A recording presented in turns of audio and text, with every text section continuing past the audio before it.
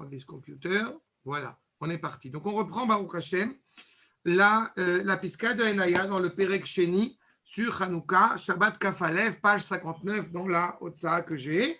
Et en fait, on a parlé la dernière fois de toute la problématique, en fait, quand on se retrouve dans une situation de préparation à la galoute, en tout cas une situation un peu précaire, puisque je vous rappelle que ça faisait 115 ans qu'on avait une autonomie spirituelle, disons, avec tout ce que ça a de positif et de négatif, mais qu'on avait perdu réellement notre autonomie nationale. À ce moment-là, pour faire front face à toute forme d'assimilation ou à toute forme d'écartement et d'éloignement, ce qu'on n'avait pas la dernière fois, alors il est évident qu'il faut essayer d'envisager la Torah en affrontant au bout du compte les différents apports culturels que les nations amènent. D'accord ? Alors que les nations amènent. Maintenant, la base de notre étude était fondée sur le fait qu'effectivement, on introduit la Sugia de Hanouka au milieu des Nerot Shabbat et qu'on avait dit qu'au bout du compte, eh bien, si elle s'éteint, on n'a pas besoin forcément de les rallumer. Là, on passe à un autre sujet dans la même Piska. Après, on a évoqué, j'ai envie de dire, le problème des déotes, okay, le problème justement de l'affrontement vis-à-vis des différentes facettes de la Torah et pas des différentes Torahs. Alors, on touche à la Piska d'Ibur Amatril qui commence à Gamzu, Aïta Me'et Hashem.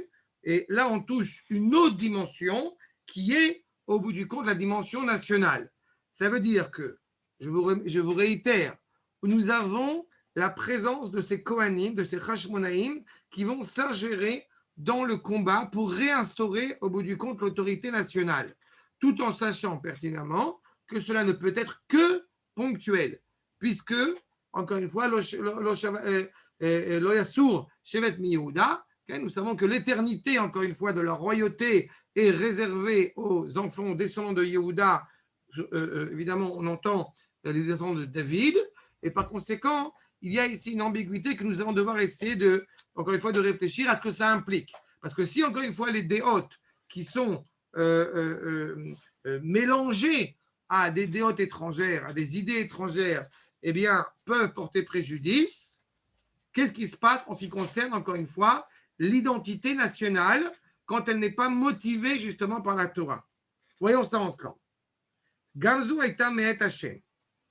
Efli Etza Igdil Toshia. C'est qu'au bout du compte, comme je l'ai dit, jusqu'à présent, on a parlé du problème avec les idées étrangères. Maintenant, on va parler du problème national. La Chin Agana les Dorot. Agana les Sha'a, Agana Sha'a, Kaasher Shiltonam chez la Cheshmonaïm Bemelucha. Vous l'avez, c'est vrai, j'ai oublié de demander, vous l'avez tous? C'est bon? C'est ça? Donc, Kaasher Shiltonam chez la Cheshmonaïm Bemelucha, Aya Beruach Leumi Kaze, Asher Lo Lefi Aderech Hanitzri Shel Israël, Shekarat Hashem Berit Amelucha, les David. De manière générale, encore une fois, nous savons pertinemment qu'il peut y avoir une situation précaire, provisoire, ponctuelle, Shaoul Milachon Ashala, c'est un temps, un laps de temps donné. Mais il est évident que la royauté, l'idée même de, encore une fois, du dirigeant politique, ne peut être réellement donnée pour l'éternité qu'à David et à ses descendants. Seulement les Maccabim ont pris le pouvoir. Et c'est quelque chose, encore une fois, qui est assez surprenant, qui est assez impressionnant, mais malgré tout, on y voit la main d'Akadosh Baruch Hu. Cependant, Omnam, puisqu'encore une fois, il n'était pas encore le moment de réinstaurer la royauté de David. Pourquoi n'était-il pas le moment? Hélas, parce que la plupart des Juifs, je vous le rappelle, à l'époque du deuxième Beth Amikdash, avaient fondé leur foyer et le centre spirituel le centre de la Torah n'était pas en Eretz Israël, mais à Bavel. Donc la plupart des Juifs, pour des motivations diverses, ne sont pas revenus en Eretz Israël à ce moment-là. Donc ça veut dire qu'encore une fois, cela rendait cette alia, cette dimension de Beit Sheni, cela la rendait malheureusement ponctuelle, comparable à une porte de cèdre qui s'effrite, qui se désagrège avec l'humidité, alors que si ça avait été une porte d'or, un métal précieux, ça n'aurait pas bougé. Omnam, כאשר לא היה עדיין מוכשר לזה, הייתה עזרת השם עמם. Il y avait malgré tout cette aide justement évidemment d'Akadosh Baruch Hu pour porter secours, pour soutenir les Sa'at Souka David Anofelet, Ad Asher Tavo Ha'et. Cette réalité, justement, des Maccabim est fondamentale parce qu'elle va redonner, encore une fois, surtout parmi l'exil, le souffle, la gvoura, la vigueur au sein du peuple juif pour, au moment donné, eh bien, réinstaurer cette entité nationale. Ameushra, chez Or Israël, les Esh ve Gdosho, les Lava. Encore une fois, cette expression de sainteté qui va pouvoir s'exprimer, même si pour l'instant, encore une fois, elle n'est pas éternelle. Je vous rappelle les propos du Ramban qu'on retrouve dans Bereshit, vers Vaïchi là-bas. Bereshit, même tel Pasuk Yud, sur justement cette problématique.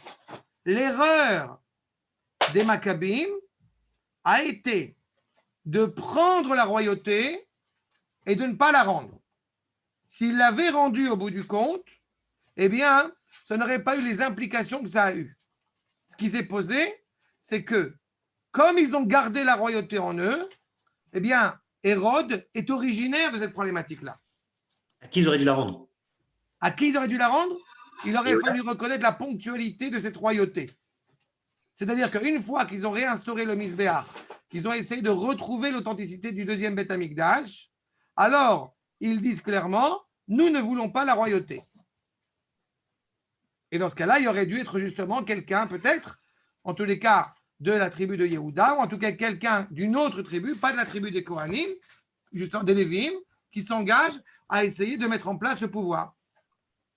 C'était une erreur de leur part d'avoir gardé la royauté? Nachon. Pourquoi? Parce qu'un Kohen ne peut pas s'investir au niveau politique. Je vais dire un exemple similaire, d'accord? Un exemple comparable, justement, dans la même problématique moderne. Un Rav ne peut pas être avec Knesset. C'est-à-dire, c'est aussi simple que ça. Rabotai, comme vous le savez, Mori et Rabbi insistent à chaque fois là-dessus. Il y a différents rôles. Il y a un rôle justement de pédagogue, d'éducateur, de transmettre aux générations suivantes, et il y a le rôle de celui qui va au bout du compte mettre en place ce projet. À partir du moment où un Chaver Knesset, eh bien, au bout du compte, endosse le rôle de Rav, ou l'inverse, eh bien, au bout du compte, son propos n'est pas entendu de la même manière, et donc n'a pas les mêmes conséquences. Donc, Rabbi, le problème, en fait, là, ce n'est pas qu'ils étaient pas de Yehuda, mais qu'ils étaient de la tribu de Lévi, quand c'était des Kohanim. Mais si c'était une autre tribu de Yehuda qui avait fait cette révolte et qui avait récupéré la royauté, est-ce que la problématique aurait-elle été la même? Au bout du compte, elle aurait été la même avec une nuance malgré tout. On a connu à l'époque des Shoftim des réalités justement où il y avait justement une souveraineté ponctuelle sur une partie des tribus, mais jamais sur l'entité nationale. Mais là, la problématique justement, c'est que ça ne pouvait pas être une autre tribu qui s'investit là-dedans.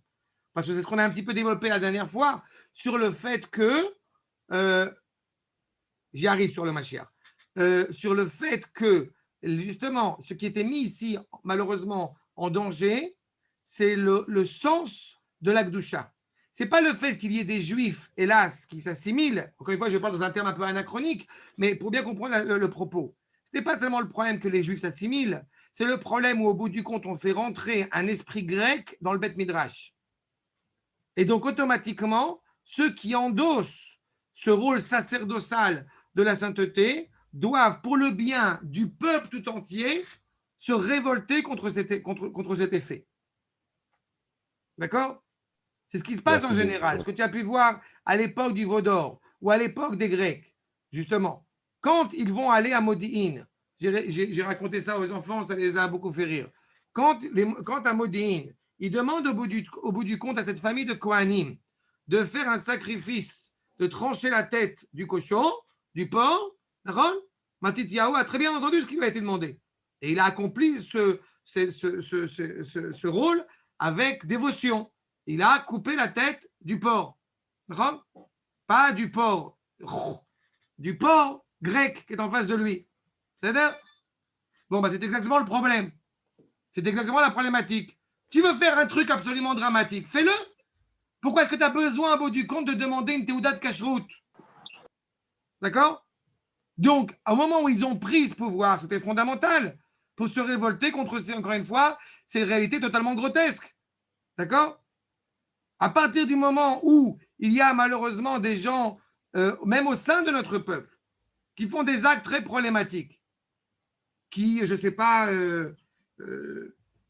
qui publient une brochure pour expliquer comment, si tu aimes un garçon, tu peux malgré tout faire la Torah ou les mitzvot. D'accord? Exemple au hasard. Tant que ce n'est pas un rabbin, ça va. Au Rachel, il n'y a pas de rabbins qui font ça. Mais dans le cas où il y a un rabbin qui fait un truc pareil, il est évident qu'il doit y avoir au bout du compte la main d'un Talmid Chacham qui tape sur la table. À partir du moment où, eh bien, on va rencontrer une personne qui, au bout du compte, prétend que la Torah de Moshe n'est plus d'actualité, il faut savoir que ce n'est pas quelqu'un qui est loin de la Torah. C'est quelqu'un qui, au bout du compte, prétend s'associer pleinement à une possibilité que de changer la Torah. Dans ce cas-là, il faut qu'un grand maître de la génération tape du poing sur la table, écrive une lettre et dise ce n'est pas concevable. D'accord? Ce ne sont que des exemples théoriques, mais je parle encore une fois dans l'hypothèse que ce genre de propos existe. Maintenant, à partir du moment où ça s'est fait, jamais au grand jamais, il faut que justement ceux qui sont investis par ce rôle de ne pas perdre encore une fois le bâton, le fameux bâton justement qui, au moment, je vous rappelle, où les 12 bâtons ont été mis l'un à côté de l'autre, celui qui va fleurir, Shaked, comme Ishkod Batora, celui qui doit au bout du compte la fidélité à la Torah, lui ne doit pas au bout du compte se mélanger, ne doit pas s'oublier. Donc il a un rôle très précis. Et quand justement il prend ce rôle politique, alors ça veut dire que la situation est grave et qu'il le prend de manière ponctuelle. Et au bout du compte, la preuve, encore une fois, si je puis dire, que cela était totalement juste, puis qu'est-ce qui va se passer au bout du compte? La fin des Hashmonaïm, tout de suite après la mort de Shimon, une fois qu'ils ont vaincu, ils vont commencer à faire des accords. Et hélas, la conclusion de cela, vous savez ce que c'est 200 ans de royauté catastrophique, qu'on célèbre, qu'on honore évidemment. Mais malgré tout, ça se termine au bout du compte, comme il dit dans Baba Batra, mais Beit Hashmonai Ani Evedhu. On devient au bout du compte des esclaves, parce que ce n'est pas leur rôle. Et concernant la question de Raphaël, si le Mashiach, au bout du compte, a les deux rôles, certainement pas. Le Mashiach, je n'ai pas parlé encore une fois d'un problème de Gdusha. Je n'ai pas dit que le Mashiach, au bout du compte, le Rosh HaMshala, qui serait éventuellement descendant de David, eh bien, il serait totalement écarté de la Torah. Je ne dis pas cela. Mais il n'a pas le rôle de Cohen. On a beau être le Meler, il n'empêche qu'au grand jamais, le roi aurait la possibilité de rentrer dans le Kodesh HaKodashim. Il a un rôle qui est bien défini. C'est ce qu'appelait Manitou le pouvoir à 4 têtes. Mishkan, Malchut, Shofet, Keuna, Nevoa. Chacun a son rôle. Et quand justement il commence à avoir un mélange des deux, alors ça devient catastrophique. C'est bon? Ken, toda rabba. Az, on continue. Donc du coup, encore une fois, comme il est dit, qui c'est David Yakoum. Toute cette réalité ponctuelle de toute façon ne peut pas durer à l'infini. Automatiquement, de toute façon, le trône de David se levera. Asher beshem kochecha, nishbat alo shelo yichabenero leolam vaed. Peu importe encore une fois combien de temps ça prendra, mais il est certain que la notion de nationalisme qui serait coupée justement de l'idéal divin ne peut pas tenir le coup. Parce qu'elle prend sa source justement dans la Torah, dans cet idéal divin, de manière directe. Et c'est ça, effectivement, pour reprendre la question de Raphaël, c'est ça, effectivement, la royauté de David. C'est celle qui, au bout du compte, vient parler au nom d'Akadosh Baruch Hu. D'accord? On sait que, par exemple, nous sommes dans une situation où, et c'est quand même exceptionnel ce qui est en train de se produire, parce que vous avez en Russie quelqu'un qui, semble-t-il, ça y est parkinsonien. D'accord? Vous avez en Amérique quelqu'un qui, semble-t-il, est en train d'être atteint d'Alzheimer. C'est-à-dire, si a priori c'est le président Biden, je n'ai pas encore trouvé un jeu de mots à faire sur Biden, ne vous inquiétez pas, ça viendra. Mais en tous les cas, on a un parkinsonien et un Alzheimer qui sont en train de diriger au bout du compte les deux dernières plus grandes puissances du monde. Maintenant, un juif qui se respecte, alors il n'est pas en train de dire « Oh là là là là, alors qu'avant il y avait Trump, on était sauvés, Trump, Gematria, Mashiach, Cyrus, machin, je ne sais pas quoi, et c'est du n'importe quoi. » Akadosh Baruch Hu, il y a une ashgacha, il y a une anaga. Il est évident qu'au niveau politique, on doit faire des stratégies. Mais quand on est un Ben Torah, on ne doit pas penser une seule seconde que c'est la fin du monde, parce que Trump n'est peut-être plus président des États-Unis. C'est totalement ridicule. C'est en cela où il est clairement dit c'est une réalité éternelle. Donc, peu importe ce qui peut se passer, on essaye encore une fois d'adoucir le processus. Mais on ne peut pas l'empêcher. Malchut be David, voilà. C'est ce qui, au bout du compte, donne la ligne directe. Vous savez que on est en train bon, c'était cette dernière semaine, il y avait la Haskara du Rav Meir Kahana, Hashem Yikom Damo. Et pour ceux qui ont eu l'occasion de lire un peu Or HaRayon ou de lire un certain nombre ou les discours qu'il faisait à la Knesset, alors après, encore une fois, certains vont dire il était dur, virulent, c'est-à-dire, peu importe. Il y a quand même un truc que moi, encore une fois, très personnellement, qui m'a marqué quand je suis arrivé en Israël et que j'ai commencé à connaître cette pensée, c'est les discours qu'il fait à la Knesset. Il ouvrait Ilchot Melachim ou Milchemotehem. Il est à la Knesset, il ouvre le Rambam.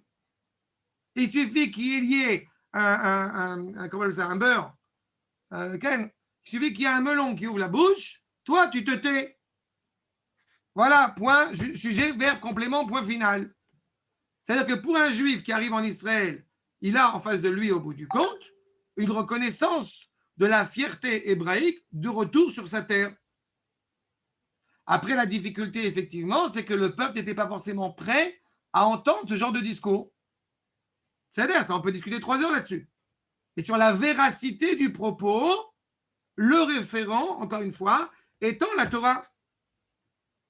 D'où le fait que, justement, quand le Rav Zvi Yehuda le voit, il souhaite pleinement être pris en photo à côté du Rav Meir Kahana. Et c'est un point fondamental. Mais personne, encore une fois, et je ne suis pas en train de juger maintenant de la qualité, justement, du Rav Kahana à être, justement, dirigeant politique. Et là, encore une fois, vous voyez, avec toute la grandeur et toute la connaissance de Torah que peut avoir un Talmid Chacham de cette envergure, encore une fois, il n'est pas certain, justement, qu'il était concevable qu'il soit, justement, dans la politique.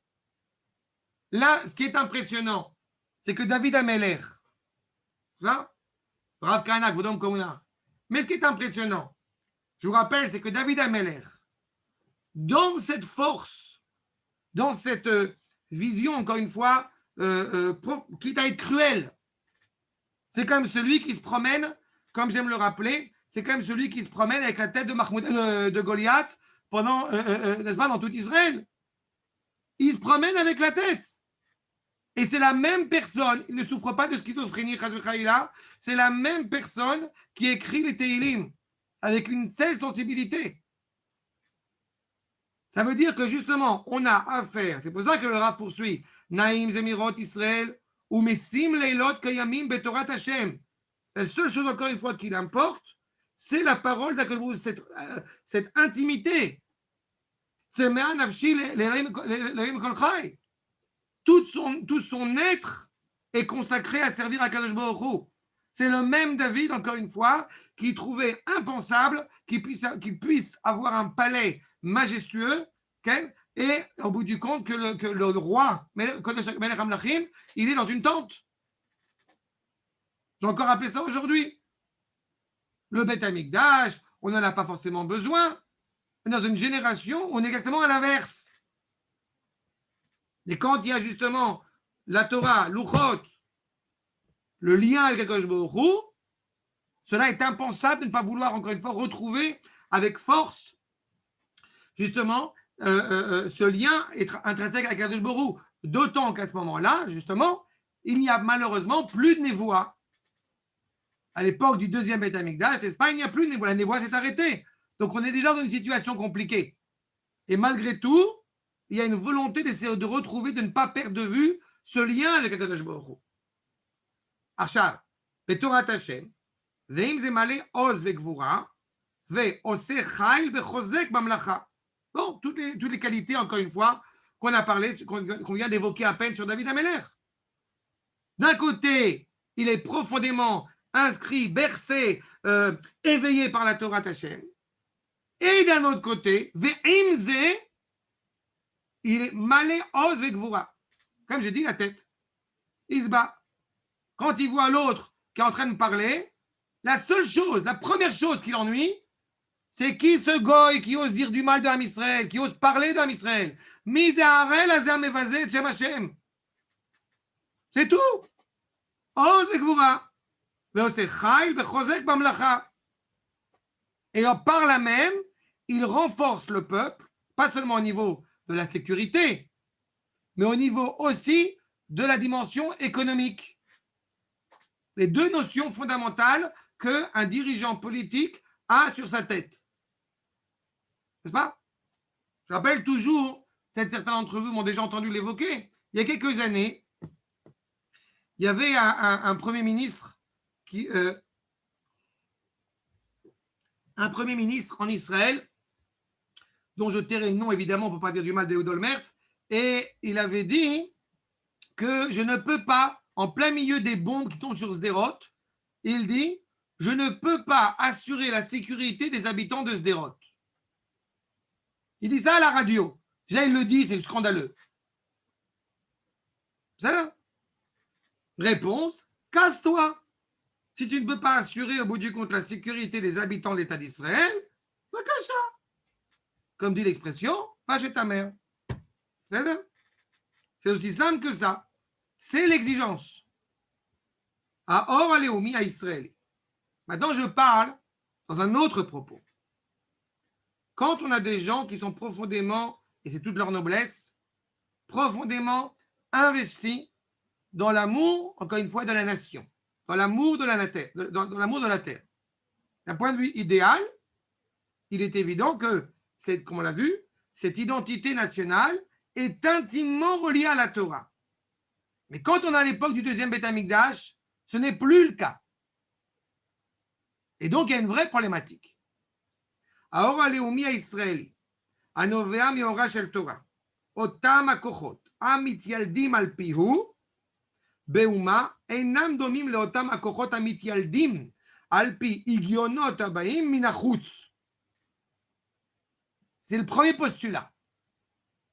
Quand les gens, au bout du compte, vont tenir des propos, même virulents à l'égard de nos ennemis, aussi légitimes soient-ils, sont-ils fondés sur la Torah ou non?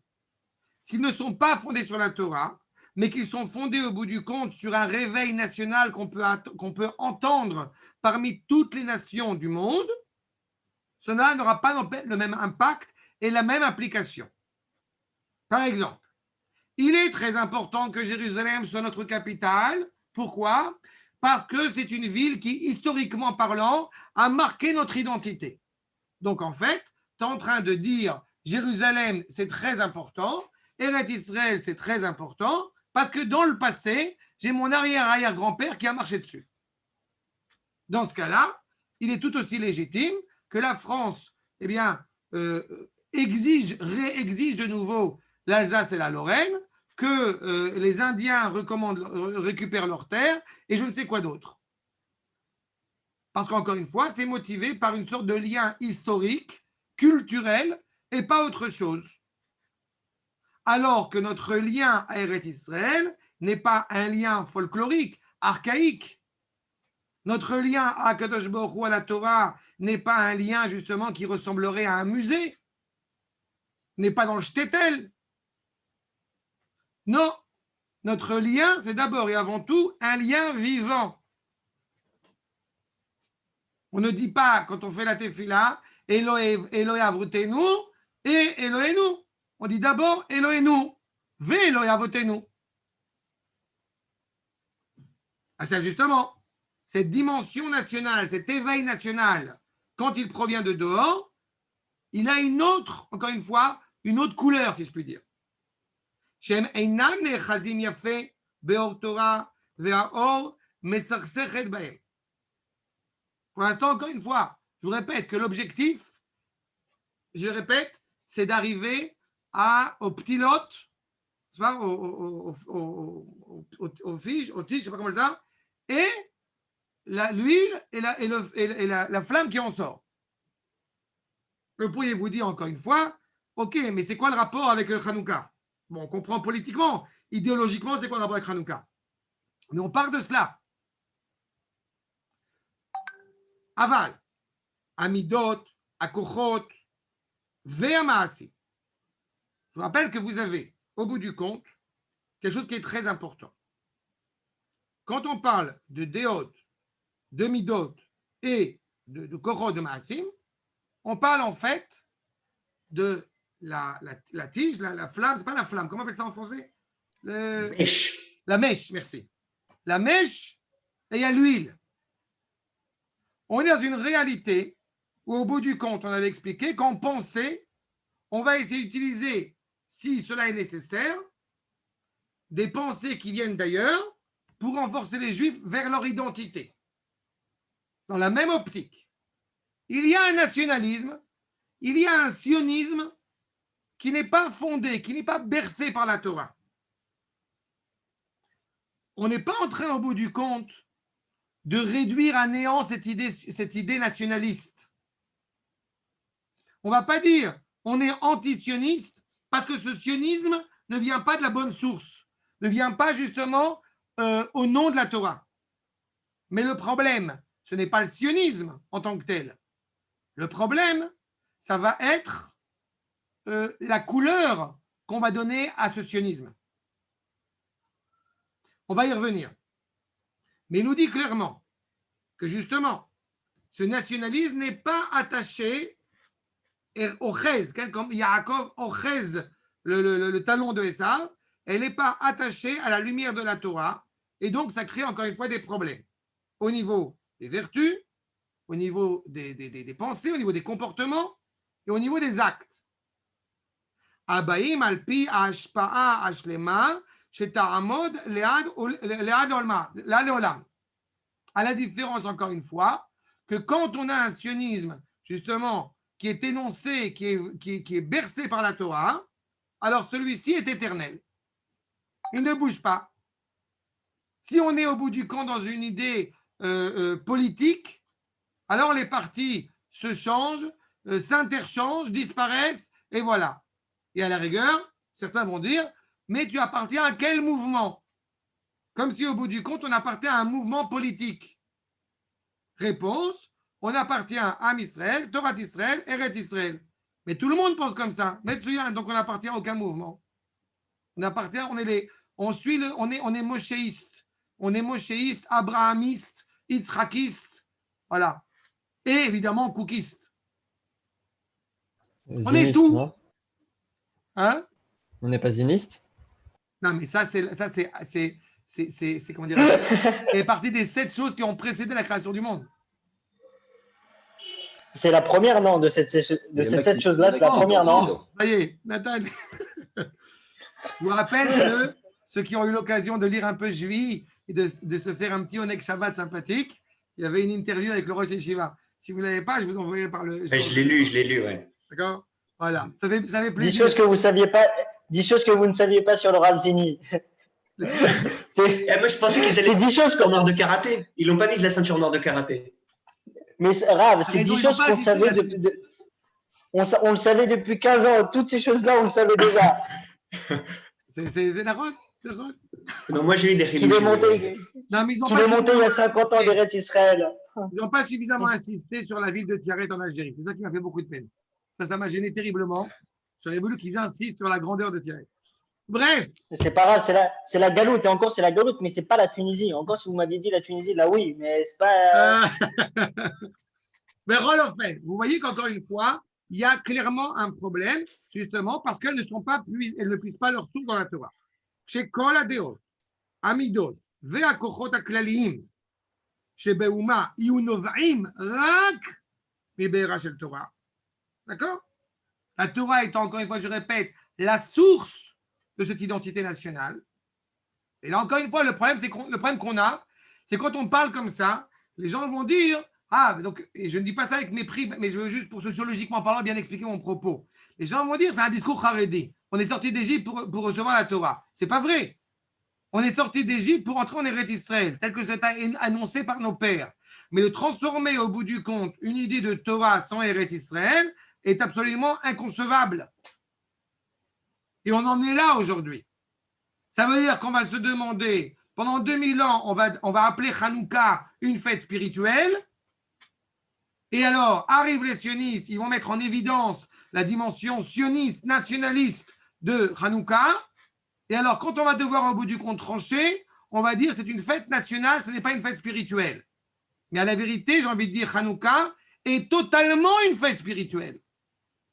Mais une fête spirituelle dans le sens où moi je l'entends. C'est-à-dire une fête spirituelle qui comprend que son identité ne peut pas se faire ailleurs que sur Eretz Israël avec la Torah. Achab, Az Tuda Yad Hashem et Avadav. C'est qu'à partir du moment où elle est pleinement inscrite, encore une fois, sur la Torah, alors effectivement, cela soit, on verra bien la main d'Akadosh Baruch Hu, encore une fois, sur ses serviteurs. Je vous rappelle que, quand on a dit les midot, les déot, okay? C'est par rapport, c'est les huiles, les midot et au bout du compte les maasim, c'est la mèche avec au bout du compte, elle va être alimentée par ça. Est-ce que cette mèche, elle est alimentée par l'huile, par la chokhma, et en l'occurrence shemen tahor, par l'huile de la Torah, ou elle est alimentée par autre chose? Et c'est toute la problématique. Mais si elle est alimentée par autre chose, alors on ne voit pas forcément la main d'Akadosh Baruch Hu dedans. Alors qu'elle n'est pas, encore une fois, elle n'est pas absente, mais on ne la voit pas forcément. Et à long terme, ça peut s'avérer au bout du compte comme un problème. Je vous rappelle, ce n'est pas aujourd'hui qu'on va en parler, mais je vous rappelle par la même occasion que nos Chachamim vont fixer Hanouka pour l'éternité l'année suivante. N'est-ce pas? Ou les Shana Acheret Kav'um. C'est-à-dire que la même année, ils n'ont pas forcément fixé une fête parce qu'on n'était pas capable de percevoir ce qui est en train d'arriver. De la même manière qu'il va falloir attendre un petit peu, on a attendu l'année suivante, etc. Le Rav Shaul Israeli en parle sur le fait de savoir quand est-ce qu'on va fêter Yom HaAtzmaut. Qu'est-ce qu'on fait à Yom HaAtzmaut? Il y avait une sorte de situation complexe. Comment aborder cette réalité? Une fois qu'on a vu que cet état, au bout du compte, eh bien, Baruch Hashem, semble-t-il, est clairement l'avènement de la délivrance d'Am Israël, les Rachaïm se sont exprimés. D'accord? Ça me fait toujours rappeler qu'on dit au nom du Chazonish qui ne voyait pas forcément que l'État d'Israël pourrait durer plus de 12 ans. Baruch Hashem, ça fait 72 ans. Une sorte de sérénité, une sorte de certitude de ce qu'on est en train de vivre, qui est beaucoup plus élevé, j'ai envie de dire, que ce qui s'est passé à l'époque de Hanouka, justement. Achav, chez Aor, Yehor Nitzri, encore une fois, quand ce nationalisme prend sa source dans la Torah, les mèches qui vont puiser leur force de l'huile sont éternelles. Or Chadash al Sion, Or Amiti Shemoil, Kemo Be'archavat Adeot Ve'afrachat Amuskalot. Ce n'est plus au bout du compte des mèches qui, justement, vont se réduire à néant, bien au contraire. Là, ici, je sais qu'il n'y a que les Sfaradim, vous ne le savez pas forcément, mais dans la lecture du schéma, dans les berachot de la lecture du schéma chez nos frères Ashkenaz, ce n'est pas un hasard s'ils parlent de Or Tzion. Parce que dans les brachot avant la Kirat Shema, on dit Or Tzion Tofia. C'est-à-dire que au moment où on va recevoir sur soi le joug divin, il s'inscrit pleinement dans notre lien justement à Eretz Israël, dans notre lien à Tzion, où il y a encore une fois ce qu'on observe, Tzion, okay? Il y a Tzion et il y a Yerushalayim. Ce qu'on observe justement, c'est la réinstauration de cette autonomie politique en Eretz Israël, qu'on ne doit pas perdre de vue. Ken la avoda a ma'asit befoal. Encore une fois, c'est en train de se mettre en place. Ki mitzion tetze Torah et dvar Hashem mirushalayim. La parole, encore une fois, va sortir de Tzion. Il n'y a pas plus grande, encore une fois, sanctification du nom d'Akadosh Baruch Hu que depuis que le peuple juif revient sur sa terre. Mais la parole d'Akadosh Baruch Hu ne peut sortir que de Yerushalayim. Une fois qu'il y a cette autonomie politique, encore une fois. Puisque la Torah est la source de cette nation, donc elle prend tout son sens au moment où la nation revient sur sa terre. Sauf que si effectivement, eh bien, on ne met pas en évidence le lien qui relie les deux, alors hélas, cela peut justement nuire à la nation et donc on sera du coup, pendant un laps de temps, obligé, entre guillemets, de ne pas perdre cette flamme de la Torah, mais qu'on va garder dans notre salon, à l'intérieur. Alors que l'objectif, c'est justement d'être une source d'éclairage pour le monde entier. Mais ça, on aura l'occasion d'en reparler plus tard. Pas aujourd'hui. Arshab. Donc, cette notion, encore une fois, que Hashem badad yanchenu ve'en imo el nechar. On a dû puiser, dû à une situation problématique, conflictuelle, certaines conceptions qui n'étaient pas totalement hébraïques, pour justement se renforcer. Mais au moment où Am Israël est pleinement animé par la Kedusha, alors il n'a plus besoin de puiser ailleurs sa force. Il la puise de la Torah elle-même. Je vous rappelle par la même occasion que dans toutes les civilisations, dans tous les pays du monde, plus il y a une évolution spirituelle, plus il y a une élévation spirituelle, si je puis dire, plus il y a une chute et une baisse de cet accès, de cette ascension, de cette aspiration au progrès. Dans l'État d'Israël, c'est exactement l'inverse. Plus, Baruch Hashem, il y a une Torah qui est forte, authentique, vraie, cohérente, plus l'État évolue aussi et s'élève aussi économiquement, technologiquement, tout ce que vous voulez. Parce que justement, les deux vont ensemble. Alken. C'est ce qu'il explique le Marat dans Malachai Deot. Nachon. Ok. C'est exactement la problématique. C'est pour ça que je répète, je passe mon temps à m'énerver là-dessus. Nous ne sommes pas des juifs religieux sionistes. La yeshiva de Maran Baruch Hashem, ce n'est pas une yeshiva datit léoumite. C'est une yeshiva. C'est-à-dire, on est obligé d'utiliser ces termes pour genre se distinguer des autres. Mais c'est dramatique. Alke. השמנים שאינם נמשכים אחר הפתילה, כלומר הדעות, שרק בדוחק ולחץ יש לחברן עם תורת השם תמימה, כגופי מצוותיה. Encore une fois, ces idées qui, encore une fois, ne prennent pas leur source dans un sens authentique. C'est-à-dire qu'on est obligé de les utiliser. Exemple très concret. Je ne sais plus la dernière fois quelqu'un m'a demandé au niveau d'exemple concret. Vous avez les Juifs, quand ils entendent Aristote, ils sont en extase.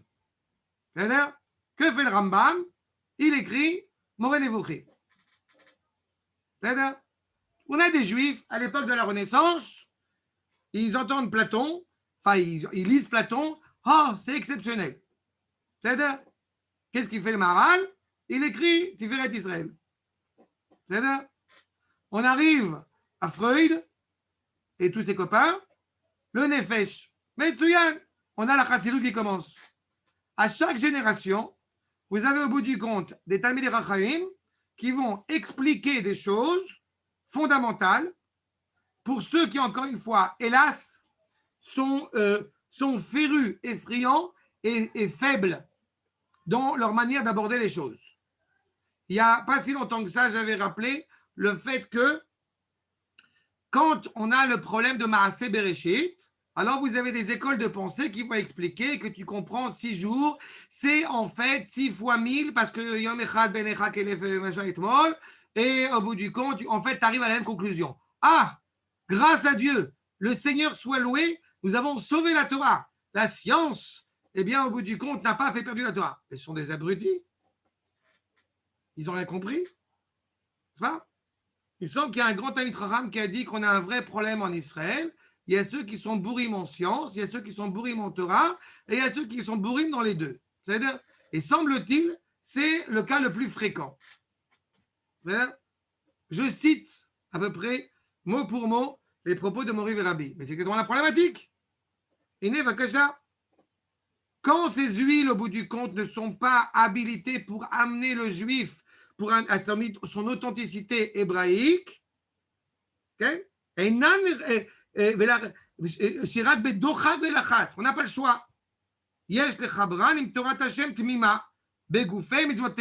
On va utiliser cette idée qui n'est peut-être pas la plus idéale, soit-elle, mais on va la rattacher à la Torah.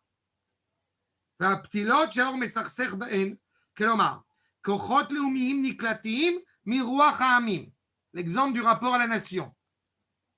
On n'est pas en train de dire, je répète, que le sionisme en soi est une mauvaise chose. Mais le problème, c'est qu'il lui a été rattaché des souffles, des huiles étrangères.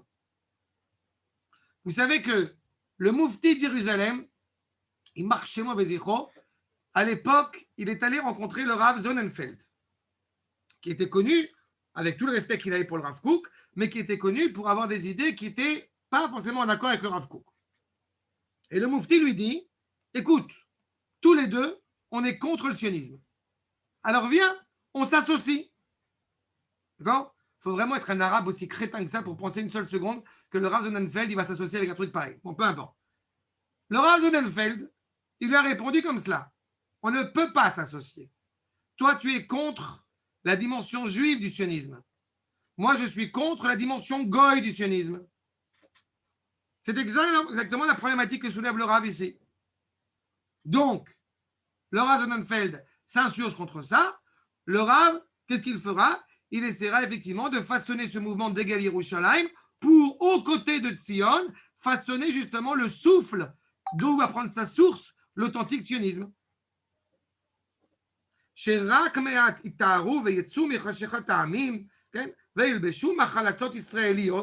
Encore une fois, peu de choses vont arriver à se purifier et retrouver certaines cohérences. Omnam, et Yerulanu gam beoram ha'akeh, et chashechat hagalut, aval einam meora kayemet. Ils vont nous éclairer dans la situation obscure dans laquelle on pouvait se trouver, mais il est évident qu'elles ne pourront pas mener à l'éternité ce projet. Ksherim em lener Hanouka. C'est bien pour les bougies de Hanouka, ponctuellement. Comme on a dit, si les bougies de Hanouka elles s'éteignent, ce n'est pas la peine, ce n'est pas la peine de les rallumer, parce qu'elles sont utiles ponctuellement. Shaita gvar me'anisim shelo nitnu leikatev. Comme je l'ai dit, il y a des processus, encore une fois, nishmatim, okay, qui sont en train de se mettre en place au sein de la nation, mais il n'y a plus de prophétie. Donc les Rachamim, à l'époque du deuxième Beth Amikdash, entre guillemets, sont déjà en train de préparer le terrain. Vous allez me dire, on a appris que la fête de Hanouka, elle est éternelle. Alors pourquoi est-ce qu'on dit qu'au bout du compte, si ça s'éteint, ce n'est pas la peine de les rallumer? À la vérité, la fête de Hanouka, elle est éternelle, mais ce qui va être éternel, effectivement, c'est éventuellement le Hallel. Je ne sais pas si à la fin des temps, au moment où Bezrat Hashem, il y aura dans le Beth Amikdash la menorah qui sera de nouveau rallumée, en quoi cela sera-t-il peut-être nécessaire d'Afka d'allumer la Hanouka? J'en sais rien, je ne veux pas m'aventurer. Mais sur le fond, on voit bien que le Sefer HaMakkabim n'a pas été inscrit dans le Tanakh. Donc, automatiquement, il n'avait pas de sens pour la fin des temps. Il a de sens de manière ponctuelle.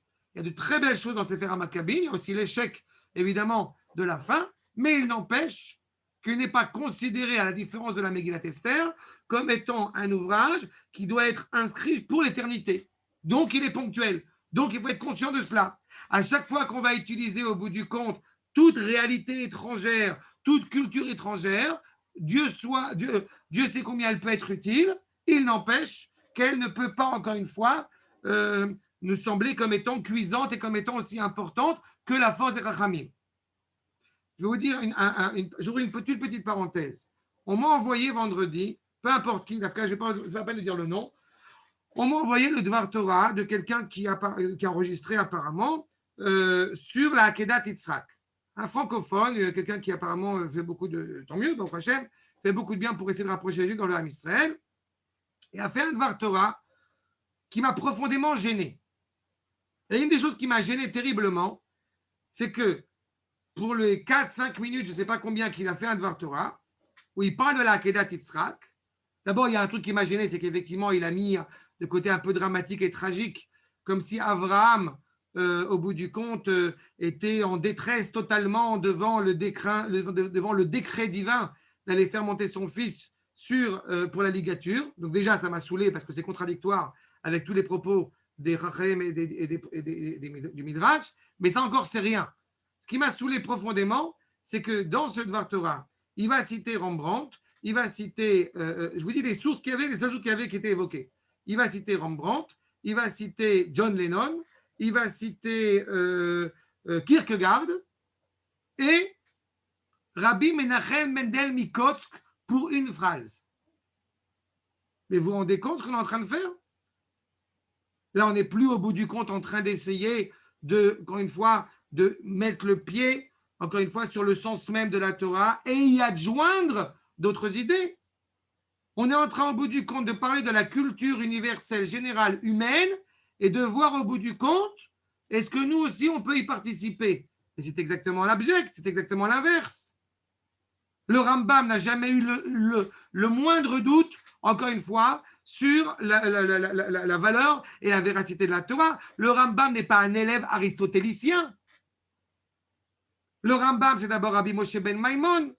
Donc, quand, encore une fois, il est élève de Moshe, il va utiliser la pensée d'Aristote en mettant en évidence qu'Aristote, avec toute la grandeur qu'il a ou qu'il est, il n'a pas dépassé le cadre de l'intellect. Aristote étant la personne la plus élevée intellectuellement. Oui, mais pas plus. La base de notre tradition ne commence pas au niveau de l'intellect. Nous ne sommes pas orgueilleux.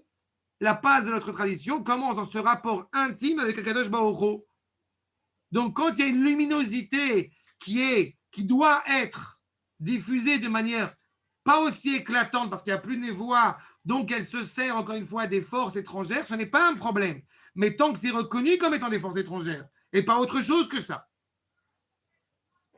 Achab, qui a orot alalou, emra kesmuchot lecholi agalut vadildul. Qu'est-ce que vous voulez plus clair que ça, le Rav Kook, que tout le monde transforme en universel? Aorot alalou emra kesmuchot lecholi agalut vadildul. Le fait même qu'on en soit à ça, ce n'est que l'expression de la maladie de l'exil et de notre errance. Dildoul, on a erré. Omnam, mais elles ont une valeur. Omnam, kodeshem. Qui tzarech laakir gam bezeh yad Hashem vechasadav. Même ça, on voit la main d'Akadosh Baruch Hu, on voit la force, la bonté d'Akadosh Baruch Hu qui nous permet malgré tout, encore une fois, de ne pas oublier qui nous sommes et de rester fidèles à notre tradition malgré tout. Qui echin merse shelo tafuk Torah velo ya'abdu derech hamon banim anotim le ruach à sorer. Même ça, le fait d'être capable, justement, de mettre le doigt sur quelque chose d'étranger, vous savez, c'est quand vous mettez de l'eau et de l'huile ensemble. L'huile, elle est toujours en haut au bout du compte. Bon, ben, c'est exactement ça. Tant qu'on est capable de bien distinguer les choses, ça va. On est sauvé. Le problème, c'est qu'à l'époque des Maccabim, il a commencé à avoir ce qu'on appelle un tiche-touche, un mélange. C'est ça qui est très dangereux. Mais tant qu'on a cela, il faut y voir la bonté justement d'Akadosh Baruch Hu. Liot, lahem, goral, bekal Hashem. Lishmor mitzvot Hashem, ketoa ke mitzvot. C'est pour ça que si, encore une fois, la pensée peut être discutable, la halakha est en aucunement discutable. Au grand jamais, on va commencer à dire, tu comprends, on met les tefilines, parce que j'ai vu qu'en Chine, eh bien, tu vois qu'il y a différentes forces sur le corps humain et qu'au bout du compte, ça justifie de mettre les tefilines. C'est totalement abject. Tu comprends, c'est important que la circoncision elle soit à 8 jours parce que le bébé commence à cicatriser à 8 jours. Hazak ou Baruch. Le fait que ça se passe, on a envie de dire, ouais, super. Là, franchement, Akadosh Baruch Hu, il est super bon, Akadosh Baruch Hu. C'est là où il ne faut pas se mélanger. C'est là où il ne faut pas se tromper. Mais encore une fois, לשמור מצוות השם כתורה וכמצוות, ושלא להיפרד מאלוהי ישראל ומעמו. La force, encore une fois, ce n'est pas par rapport aux goïms, ce n'est pas par rapport aux autres, c'est d'abord, encore une fois, de conserver ce lien avec Am Israël et avec Akadosh Baruch Hu. C'est ça la finalité. Ce qu'ont voulu les Maccabim, justement, c'est d'essayer, dans cette situation dramatique, tortueuse, que les Juifs qui ne sont pas encore totalement, justement, hellénisés, ne perdent pas de vue le sens de leur identité. Qui sauf kol sauf, yesh betochen apnimi, justement, le programme intérieur, chez Bahem a poné les darka shel Torah, garin chatoum bechotma shel Torah. On n'est pas juif par rapport à ce que l'on fait, on est juif par rapport à ce que l'on est. À la différence de Vérouz Israël et des crétins. Quand les Grecs sont là au bout du compte pour laisser croire que tu peux être grec de religion mosaïque, c'est là où ça devient dramatique. C'est-à-dire, on est d'abord et avant tout un lien intrinsèque, indéfectible avec notre peuple. Une manière d'être, une manière de penser, une manière d'agir qui est incomparable avec personne. Au grand jamais oserions-nous penser que nous sommes au bout du compte des Français démocratiques citoyens israélites et israélites. Okay. Jamais. On est juifs, on appartient à un peuple à part entière, distinct de tous les autres. On est, je vous le rappelle, des descendants d'Abraham à Ivry. Le monde entier pense d'un côté, on est de l'autre côté. C'est constant. Et la Torah, encore une fois, s'exprime et s'adresse à ce peuple-là et à personne d'autre. Les shakecha mi toratecha. Je veux couper le lien entre Am Israël et la Torah et entre la Torah et Am Israël. Il y a un truc, une anecdote, je ne sais pas si j'avais déjà raconté, et qui m'a toujours beaucoup fait rire au lycée, c'est qu'il y avait quelqu'un qui m'a demandé, qui m'a dit au lycée, quoi, la Bible existe aussi en hébreu? C'est exceptionnel, ça.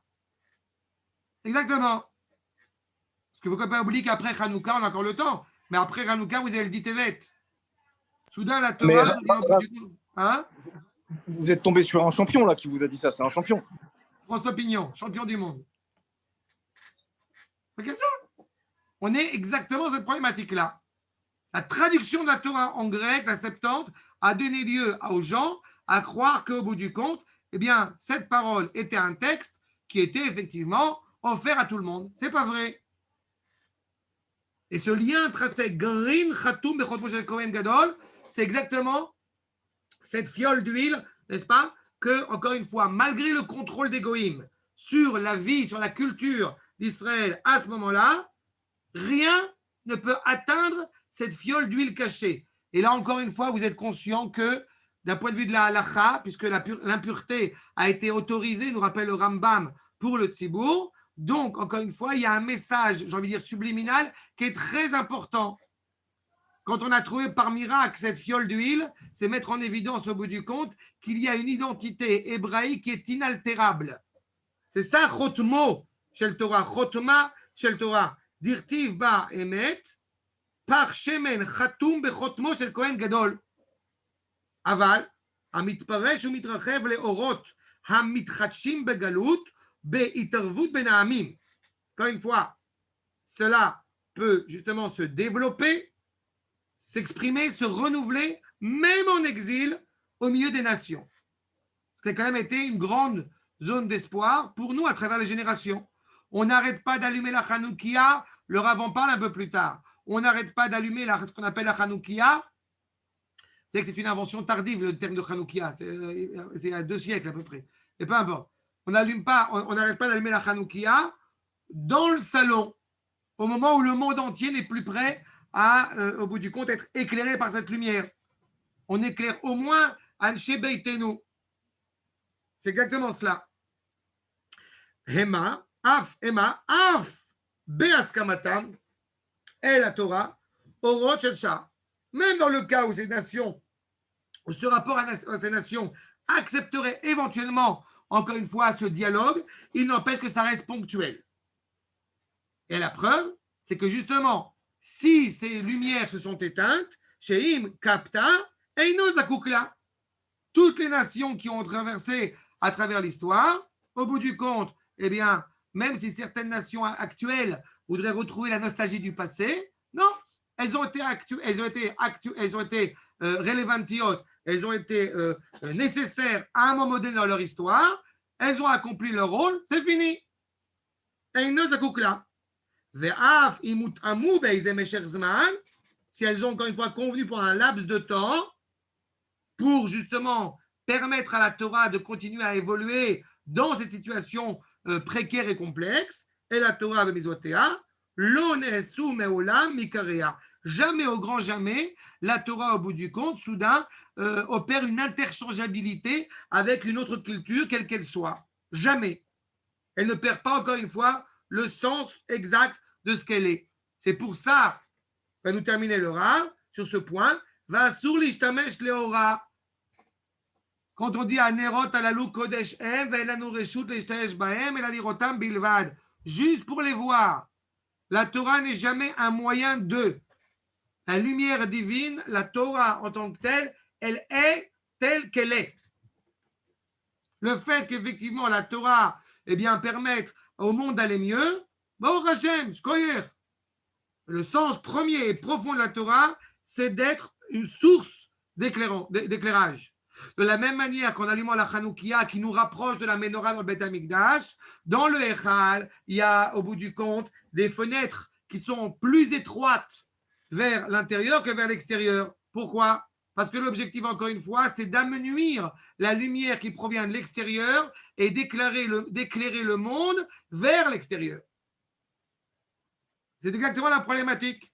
Ce que nous devons entendre dans la Menorah, ce n'est pas pour éclairer le Echal, d'autant que le Rav Yosef Messas a écrit un texte où il montre qu'il est tout à fait envisageable que Bezrat Hashem dans le Beth Amikdash, il y ait l'électricité. Donc, ce n'est pas le problème. Mais il faut que la lumière de la Torah, justement, puisse éclairer réellement le monde. Donc, on ne l'utilise pas pour autre chose que ça. Asur l'ishtamesh leora, ladun bahem b'maaseh betor chok u'mishpat katuv. C'est exactement ce rapport, encore une fois, qu'on a à la Torah. Et donc, malheureusement, toute cette identité nationale et nationaliste qui peut exister parmi les nations, évidemment, elle est problématique parce qu'en général, elle est rarement imbibée de moralité. Et donc, au grand jamais, comme on entend parfois, on oserait comparer un juif qui, justement, est animé par la Torah et qui aime profondément sa terre, il serait totalement abject, intolérable, de comparer ce juif à Marine Le Pen ou je ne sais quel autre programme ou quel autre projet. Ça n'a pas de sens, puisque justement, elle est fondée d'abord et avant tout sur la parole divine. Ça, c'est le premier point. Mais dans le cas où elle n'est pas fondée sur la Torah, hélas, ça peut amener à des terrains glissants qui pourraient justement être problématiques. Ça, c'est le premier point. Le deuxième point, je voudrais vous citer ce que dit le Rav dans Ginzer Raya, où il dit comme cela, quand on parle justement de ces juifs qui sont, entre guillemets, loin de la Torah, mais qui sont profondément animés par l'amour d'Eretz Israël. Allez-nous, les lamdam da'at. Nous devons leur apprendre justement, leur enseigner la connaissance. Avalol azniach harayon. Mais pas d'abandonner au bout du compte, de ne pas mépriser, négliger ce qui les anime. Ce qui fait qu'ils sont reliés justement à Eretz Israël qui est profondément noble. Adraba, baiser. Si on fait cela, nocif, les hara, ça aura une application plus dramatique. Kiachuka chez la tria léoumite, cette volonté de retrouver une restauration nationale, gdola merod balev. Elle est grande en leur cœur, dans le cœur de ces jeunes qui sont aspirés par la vie. Veim nomar lahem, sha'atorah ve'emuna, monat, otam misé, yosifu les fanot, oref, chaz shalom. Si on leur dit justement qu'il n'y a aucun lien entre votre amour d'Eretz Israël et la Torah, eh bien, au bout du compte, ils tourneront les chines, ils tourneront la tête à la Torah. Hélas, c'est ce qui s'est produit pendant ces années, ce que le Rav Kook a essayé d'éviter, et maintenant nous avons tout un travail pour essayer de retrouver cette cohérence. Mais hélas, aux yeux de certains, quand on a laissé croire que la Torah et Eretz Israël étaient deux choses distinctes, eh bien, ça a eu les implications qu'on connaît. C'est pour ça que la fête de Hanouka, elle met en évidence, encore une fois, que toute cette identité nationale doit prendre sa source dans la Torah. Elles sont intimement reliées ensemble. D'accord ? Bechavot, des questions ? J'ai encore plein de choses à vous dire, mais je pense que j'ai dit l'essentiel. Est-ce que c'est clair ? Moi, j'ai une question. C'est clair, compliqué mais clair. Qu'est-ce qui est compliqué? Non, tout cet ignan-là de comment ça sera au retour du Beth Amikdash, etc. Quand vous avez parlé du Rav Messas, qu'est-ce qu'il y aura, etc. C'est des choses qu'on ne peut pas encore la Non, mais ça, c'est un point de halakha qui est très court. C'est juste une illustration. Mais l'essentiel, encore une fois, c'est bien de bien comprendre que dans le Echal, on n'est pas, c'est la problématique n'est pas, c'est parce qu'il n'y a pas de lumière qu'il faut la menorah. D'accord? C'est beaucoup plus élevé que ça. D'accord?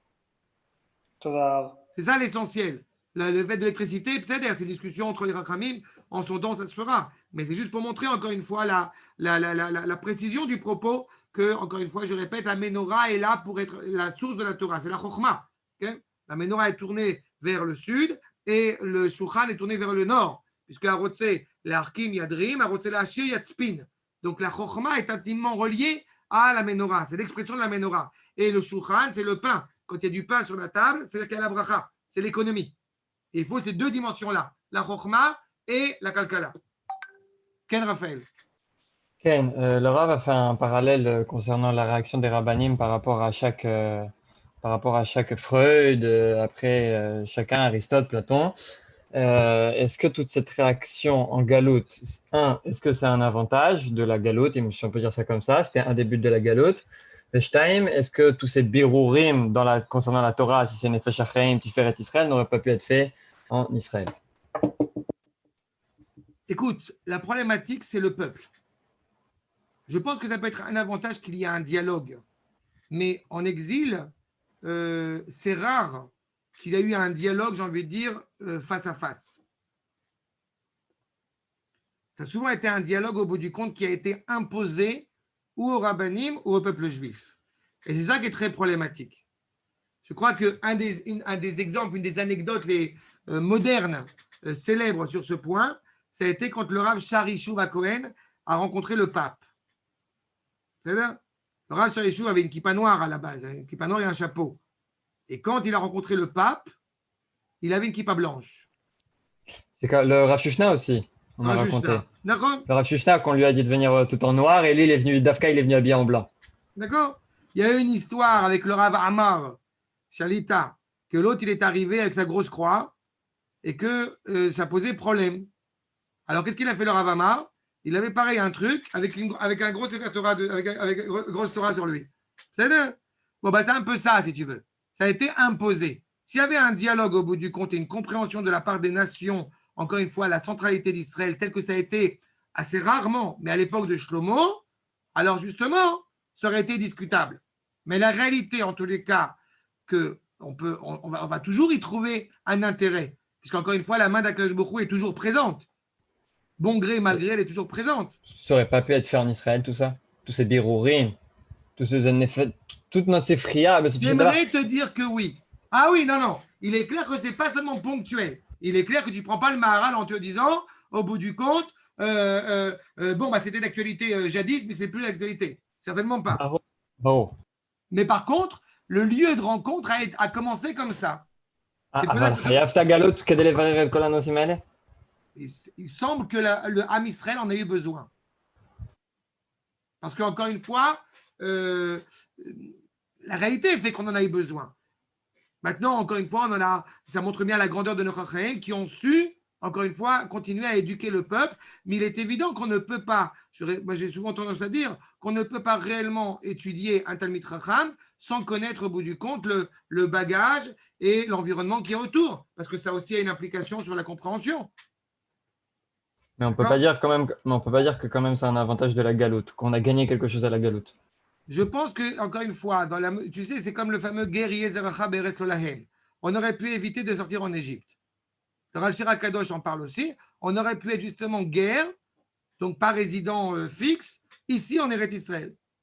Mais il semble que malgré tout, on a eu besoin de sortir en Égypte. Donc au bout du compte, si on avait eu, sur le même problème, le si, mais on ne fait pas histoire avec des si, si on avait eu l'opportunité, la possibilité de vivre notre destinée ici en Eretz Israël sans réellement en sortir, comme le dit le pensée Yaakov Avinu Yosef Beshalva, qu'on pensait que ça y est, on a eu le meurtre, on a eu tout. Et en fait, il s'avère que l'histoire, encore une fois, est plus compliquée que ça. D'accord? Ah, tout ça, c'est Bediavad. Je pense, ok. Mais Bediavad pour l'homme. On est clair par rapport à ça. C'est jamais Bediavad pour Akadosh Baruch Hu, ok. C'est Rabbi Tzadok dans Tzidkat Tzadik qui parle de ça. Il y a Bediavad et les Khatrila. Bediavad, ça c'est pour l'homme. Et de toute façon, les Khatrila pour Akadosh Baruch Hu. Il y a un projet que nous, on doit faire et qu'Akadosh Baruch Hu, encore une fois, il agit en conséquence. C'est clair, Abotai? J'ai une question. Piska Zain. Je te dis déjà, Raphaël, parce que Vav, ça ne parle pas de Hanouka. On fera directement Piska Zain, Bezrat Hashem. Arabe, j'ai une question. Merci beaucoup, Rabbi. Besimcha, Shavua Tov Lachem. Est-ce que le fait, vous avez parlé du Sefer HaMakkabim en disant qu'à l'inverse de la Megillat Esther, s'il n'est pas rentré dans le Tanakh, ça veut dire que la Hatid Lavo, il ne sera pas forcément nécessaire. Mais est-ce que le fait qu'il n'est pas rentré… Il n'est pas nécessaire. Il n'est pas nécessaire? Tout ce qui est dans le Tanakh est éternel.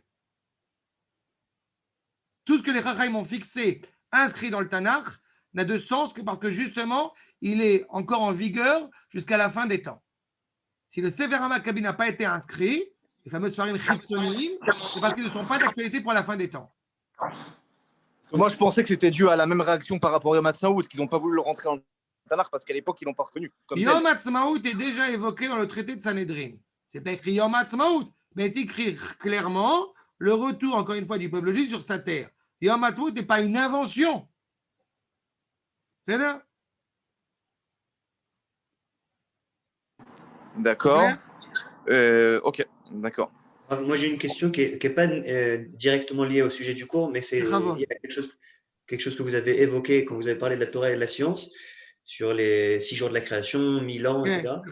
Moi, je connais l'explication du Rav Cherki sur ça. J'aimerais bien savoir quelle est l'explication du Rav Zini par rapport à tout ce sujet-là de Torah et science, Erzem Mistader, etc. Je suis très sûr. Bon, c'est un sujet à part entière. Hein. Tu te doutes bien que c'est un sujet très long. Oui. Je peux juste te donner la référence. Le replay si tu as… Bah justement, j'ai demandé au Rav Zini, mais il ne répond pas sur WhatsApp. Tu as, toi qui es quand même un petit peu relié au Machon Lev, c'est-à-dire, tu as 2 ouvrages, pas un, 2 ouvrages qu'a sorti le Machon Lev, d'accord? Picard. Et, tu sais, j'ai plus le titre en tête, mais c'est 2 livres bleus comme ça. De Avraham Karsanti? De Gil Morali et de professeur Nordana Picard. Ok, ouais, je les connais les deux. Oui. C'est un covetz d'articles là-bas. Et dans là-bas, tu as un article dans chaque tome, d'accord? Moi, je dis que ce n'est pas en un mot, c'est plus de 80 pages, quand même, facile, sur toute la conception de l'évolution de Darwin et compagnie, selon les enseignements essentiellement du Rav Ben Amozeg. Ça vaut le coup, c'est une évidence que ça vaut le coup, mais il faut aller lire là-bas. C'est long. Comment on peut se les procurer? Parle avec le Rav Ackerman ou parle avec quelqu'un qui est sur place là-bas. C'est eux qui l'ont sorti. Okay. D'accord? Et là-bas, il montre bien en évidence, d'abord que toute la notion de, encore une fois, d'abord de création, il est évident qu'au sens obvi, on est dans une réalité, encore une fois, où tant qu'il n'y a pas de soleil et pas de lune, il est évident qu'on ne peut pas parler en jour de 24 heures. Donc jusqu'au 3e, 4e jour déjà, tu ne peux pas parler en 24 heures. Ça, c'est la première chose. Et si Yom, encore une fois, il ne s'agissait que de jours, autant que tel, alors on aurait plein de problèmes avec Maseret Yoma, avec Shiva Shabbatot Teminot Tiyena pour la Surata Omer, plein de choses qui rentrent en ligne de compte et qui remettent en cause cette valeur du jour. Ce sont des étapes. Mais au-delà de ça, la problématique de l'évolution, à la différence de toute la création qui est figée, on te dit clairement que Naaseh Adam, c'est un processus. Autant le chien arrive réellement à sa dimension de chien, autant l'homme, encore une fois, atteint progressivement son authenticité et sa dignité d'homme. D'accord? Mais encore une fois, toutes ces théories qui ont été évoquées ont d'abord été surtout, malheureusement, pondues et rédigées pour essayer de cautionner des comportements bestials de l'homme, ce qui est évidemment inapproprié et abject de la part de Darwin et ses copains. D'accord? Mais le Rav Ben Amozeg a écrit tout un truc là-dessus et le Rav a fait tout un travail de recherche justement où il expose cela. Je n'ai pas tout fini, je ne te le cache pas, et tous ces articles-là. Et en plus de ça, il y a beaucoup de références scientifiques que le Rav ramène. Mais il est clair, encore une fois, que de la conception hébraïque pure, si je puis dire, on parle d'Olam Haba, on parle de futur qui serait meilleur. Donc tu vois bien qu'on est déjà dans l'évolution. On est dans une évolution constante. D'accord? Et il reprend les propos du Rav aussi dans l'Igrot Haraya et dans Rota Kodesh sur le fait que cette évolution n'est pas encore achevée. On est en train de poursuivre. Il y a cette citation de Edmond Flegg. Donc, pourquoi je suis juif? Je suis juif parce que ce n'est pas Dieu qui achève le monde, mais ce sont les hommes qui le parachèvent. Bon, c'est ça. D'accord? Mais essayez de trouver ces deux volumes qui sont sortis, vraiment de très, très belles choses. Et donc, c'est la tfissa du Rav Zini, Besofo Shel Davar. Je pense que, ce que j'ai compris en tout cas. Ok. D'accord? De toute façon, on retient que dans le Midrash, on te dit qu'Akadosh Baruch Hu boré ou machriv olamot. Donc, c'est à comprendre à la fois au sens spirituel du terme et à la fois au sens physique. Le fait qu'il y ait écrit que Ve'aretz Aïta Tohu Vavohu, cela implique qu'il y avait une réalité avant Bereshit qui était Tohu Vavohu. D'accord? Sinon, il aurait dû être écrit Niyeta. C'est clair? Ouais, merci. Shalom Koltou, Shavua Tov. Shavua Tov, merci. Shavua Tov. Shavua Tov. Bochim Dio.